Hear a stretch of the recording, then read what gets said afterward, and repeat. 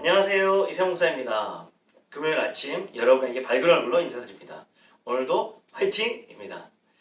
여러분, 제가 지난주 영상에 이어서 주기철 두 번째 시간입니다.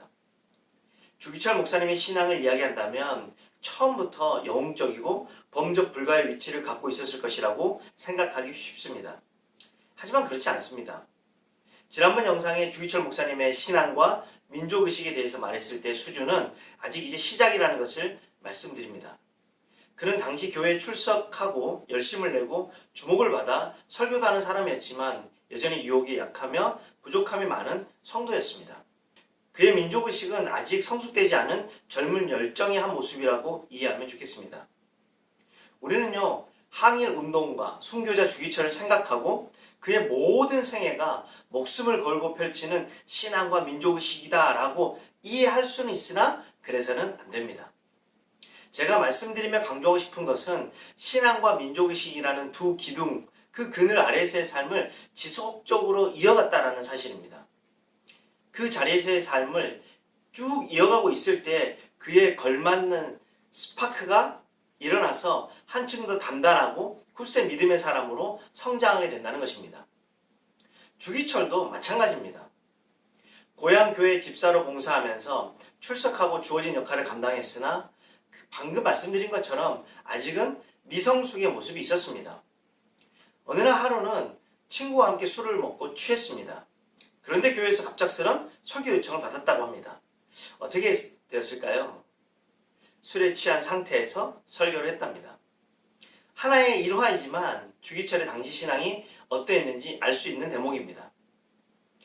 저는요, 다른 여러 가지 못난 모습이 있었을 거라고 생각합니다. 하지만 신앙의 영웅 주기철에 가려져서 드러나지 않았을 뿐이라고 생각합니다. 폄훼하고 싶은 의도는 전혀 없습니다. 오해는 하지 마십시오. 제가 강조하고 싶은 건 그럼에도 주기철은 교회를 떠나지 않았고 신앙의 자리를 떠나지 않았다는 것입니다. 당시 그의 형들이 오랫동안 주일 성수를 하지 않은 일로 교회로부터 책벌을 받았습니다.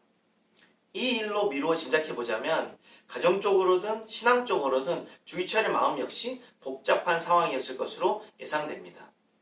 하지만 그는 그 복잡한 상황 속에서도 교회 그리고 신앙의 자리 속에서 자신의 일상을 이어갔다는 사실을 제가 강조하여 말씀드리고 싶습니다.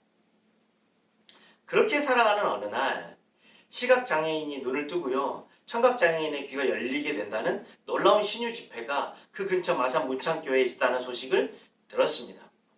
이때 주기철은 친구들과 함께 그 집회에 참석합니다.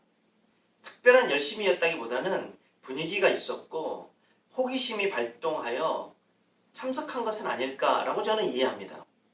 그런데 성령을 받으라 라는 제목의 설교를 듣다가 주기철은 죄인임을 깨닫고 통렬한 참회의 순간을 맞이합니다. 제가 하는 표현으로요, 스파크가 일어났습니다. 그리고 2달 후에 고향 교회 각층 강사 목사님 김익두 목사님을 초청하여 열린 사경회에서 더욱 놀라운 은혜를 체험하게 됩니다.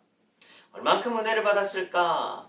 물론 헌금 액수로 판명할 수는 없지만 그의 결심과 마음 상태를 살펴볼 수 있는 방법 중에 하나라고 생각해서 말씀드리면 당시 사경회에 주기철이 특별 헌금 5원을 했다라는 기록이 있습니다. 그의 부활절 헌금을 20전을 했으니 25배가 많은 금액을 하나님께 드렸습니다. 많은 책에서 이 2번의 집회를 새로운 주기철의 탄생 시점으로 증언해주고 있습니다. 여러분, 신앙의 자리를 지키십시오. 하나님께서 허락하신 교회의 자리를 지키세요. 그게 여러분이 생각하는 것만큼 아름답거나 멋지거나 근사해 보이지 않는 순간이어도 그 자리를 절대 떠나지 않았으면 좋겠습니다. 혹시 지루하며 때로는 불편함 투성입니다. 조금 교회와 신앙의 자리에 오래 머물다 보면 은혜가 조금 떨어진다라는 느낌, 생각이 올라와서 우리는 판단하게 됩니다. 하지만 이런 생각과 판단을 너무 신뢰하지 않았으면 좋겠습니다.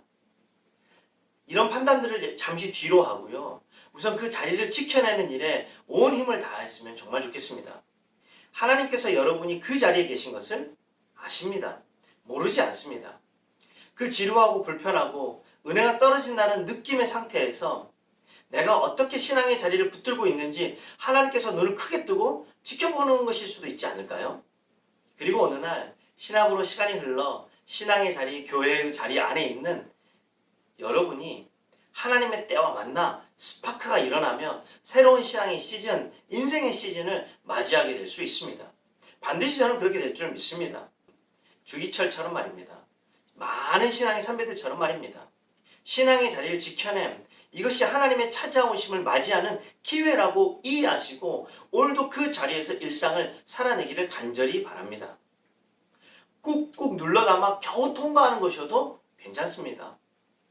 설렁설렁 너무 게으르게 흘려보는 것 같진 않나? 라고 생각하셔도 그 자리를 지켜내는 것만으로도 우리는 좋은 흐름 속에 있다는 사실을 잃어버리지 않기를 간절히 소원합니다. 오늘은 여기까지입니다. 어떻게 해서든 신앙의 자리, 교회의 자리를 지켜내는 일에 대해서 여러분에게 말씀드렸습니다. 하나님이 지켜보심이 있고 하나님의 때와 그 이어짐의 일상이 만나 스파크가 일어나 새로운 신앙의 시즌, 인생의 시즌을 이어가게 된다고 저는 믿습니다. 주말입니다. 건강하고 복된 오늘을 보내시고 또 주말을 보내시기를 간절히 기도하며 듣겠습니다. 감사합니다.